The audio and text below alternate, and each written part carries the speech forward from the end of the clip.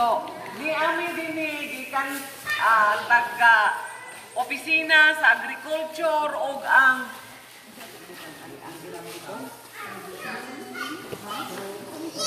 irrigators o ang mga Hilongos Tabunok Irrigators Association nga mga taga barangay Tabunok dinhi sa atong lungsod sa Hilongos. Sa gikasabutan na god atong una panano ang mga farmer nga gihatagan og intervention sa atong gobyerno pinaagi sa paghatag og subsidized nga bilhi o abono sa ilang pag-harvest. Unda sa ilang pag-harvest sila muhatag o usa o tunga sa sako depende sa area muhatag sila dinha sa association pero kini dili jud ingon hatag kundi bayran pod og 29 ang kilo. So kini sidyang mga sinako nga bugas gikan ni sa atong mag-uuma sa barangay Tabunok. Diin nagpaambit sila sa ilang grasya. Ibaligya nila ang bugas sa tag 29 ang kilo ngadto sa mga farmer or sa mga lumulupyo sa usa ka barangay nga walay rice area. Kini sila ilang gihimo isip social responsibility sa uban nga mga taga-barangay nga way mga rice area.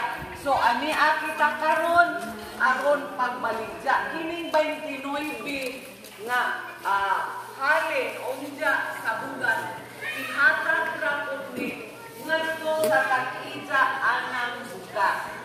Wa tay ginansya bisang piso, kundili if sa pagpalit ninyo dinhi 29 ihatag ko na nato dito sa atong farmer sa tag 29. So ihimo nini isip maadong kabubuton sa mga farmer. Kining na adin mao ni sila ang nagrepresentar sa mga association sa irrigator. Kini sila ang nangulikta gikan sa ilang mga isig ka mga mag-uuma. Nangulikta, nagkilo, o karon niya sila nitabang sa pagbaligya. Aron kamo dinhi makapalit sa bugas sa tag 29 ang kilo. Dili jud ni mga bahay. Dili jud. Bag-o ning ani. Dili ning amo pamulitika ha, kun dili pagtabang sa isig katawo. Initiative ni gikan sa Municipal Agricultural and Fishery Council. So maong ni ata diri karon una ang katong mo palit og bugas sa lapagdamog inyong kaugalingong plastic. Kay aron maoy sudlan kay og ato pangkuhaan aghalin ay mutapal na ta sa tag-ija.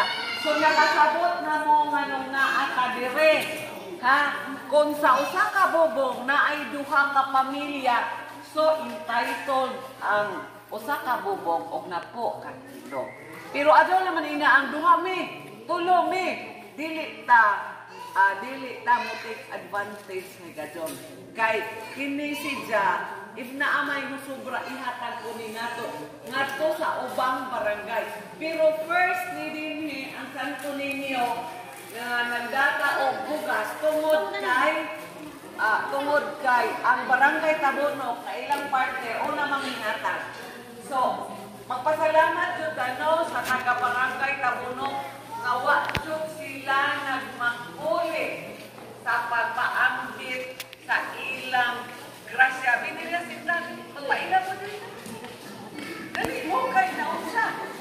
Para sige pagulita.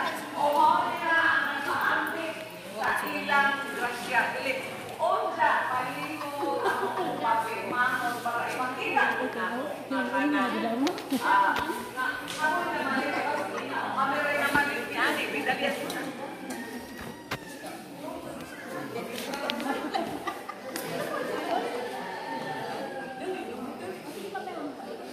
Adyong buntag na itong tanan. Pariyay siya Sinta Masindo ang kagawad sa agriculture sa Barangay Tabunong. Diyan ay mga kauban, mga officers and members sa Ilongos Tabunong Irrigators Association. So kining bugas, ikan dito sa among mga abot, sa among basakan. So ni Toyo Miyong Are kay mamay nasakutan sa MAPSI nga atag isim ka na samang ba sa way mga gidaro sama din sa inyong barangay. So nalikamot mi o kolekta sa mga kanang ipanghatod sa kanang mga farmers dito sa amo. Nakakulit kami sa among first batch of 24 kasako. So paano ni last week way lapot karon nga week. So ang akong digadire kay at sa kanang gamay naman bana 13 kasako. So ang ingon ni ma'am nga tag-5 ra ka kilo. So namin repack na daan unsa kay ang nagarga. Pero